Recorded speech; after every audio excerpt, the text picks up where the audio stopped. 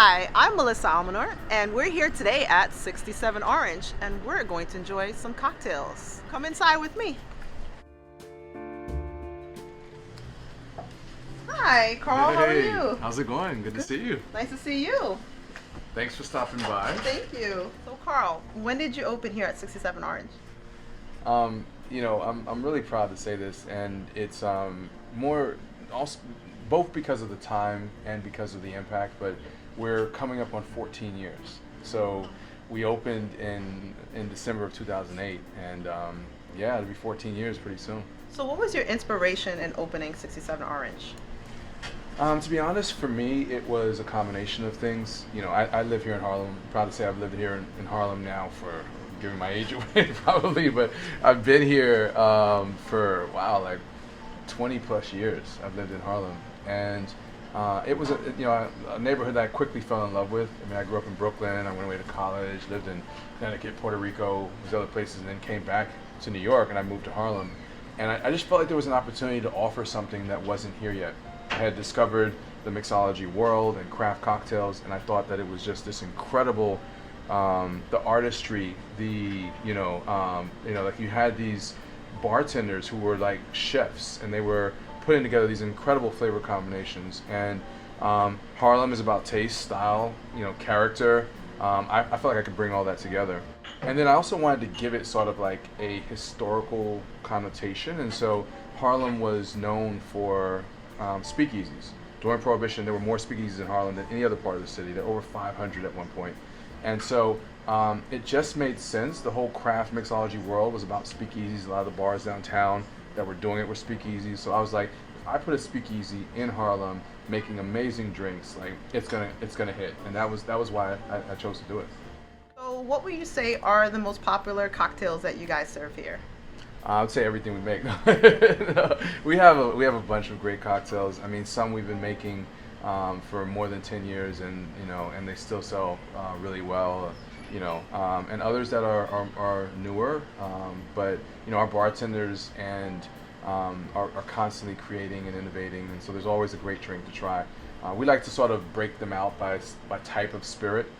But the cocktails themselves sort of they run the gamut. Some are more less sweet and more just sort of structured around the nuances of a spirit or an amaro or a bitter or something like that. Others are more citrus forward and tend to sort of wrap around the flavors of lemon, lime, orange, or something like that. And then others, it's about the theater and the smoke and Yeah. and throwing and technique. So. Okay.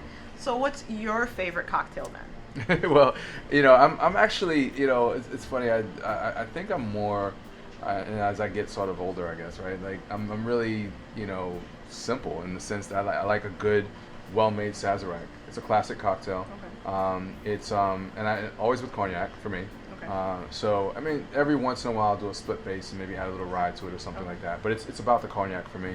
Absinthe, rents, Peychaud's bitters, and a little bit of simple.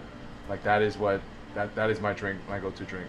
In terms of cocktails that we make here that are on the menu, one that I've been drinking a lot that we have here is the Hedonist, Okay. and it's called the Hedonist. It's like this cocktail that when we came up with the name, I was talking to a friend who had just come back from hedonism, so he was like, "Yo, like you should call it the Hedonist," because but it's this combination of like of Haitian rum.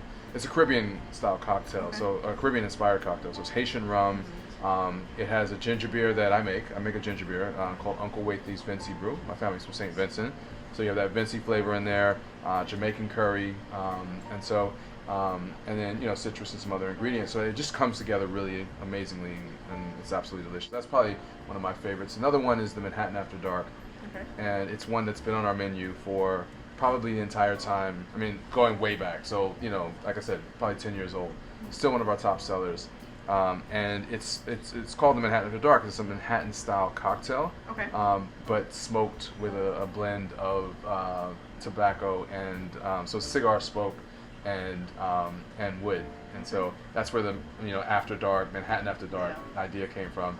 But it is Woodford bourbon, Benedictine, port, and then a little bit of like ginger, so that come together in that cocktail.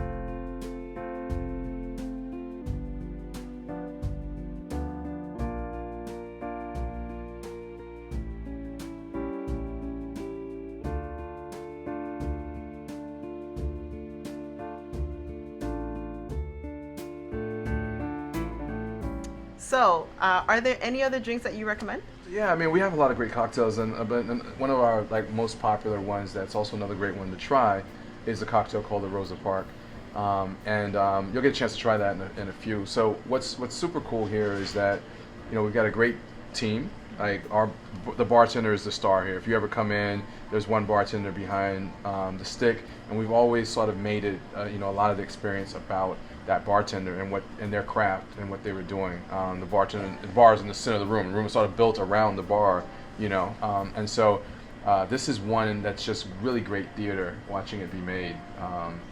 It's like this technique called a throw where it's just a lot of cool things in there, Okay. and so you'll enjoy that one a lot. So, I see that you have a bottle here of the ginger beer, Uncle Waithley's. So, can you tell me a Yeah, little bit more about that? That so- looks delicious. Yes, so this is Uncle Waithley's. You can see it, it's all natural, so the product separates there. It is so it's Uncle Waithley's. Uncle Waithley was my he was my grandfather. So that's the name. It's actually my father's name as well, Okay. Waithley. It's really the whole thing here was I wanted to make a ginger beer that really had like a cultural significance, spoke to the legacy that my family has, but it was also really good, really healthy, well made, fresh. So it's all fresh ingredients. But the most unique thing about it is that it has Scotch bonnet pepper in there. Okay. So there is no other ginger beer on the market with Scotch bonnet. And Scotch bonnet is pepper in the habanero family, but it's actually made with it's actually a little bit less spicy, and it's got some sweet notes in there and a lot of flavor.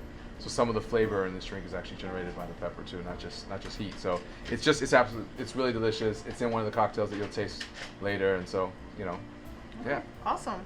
Thank you. I can't wait to try it.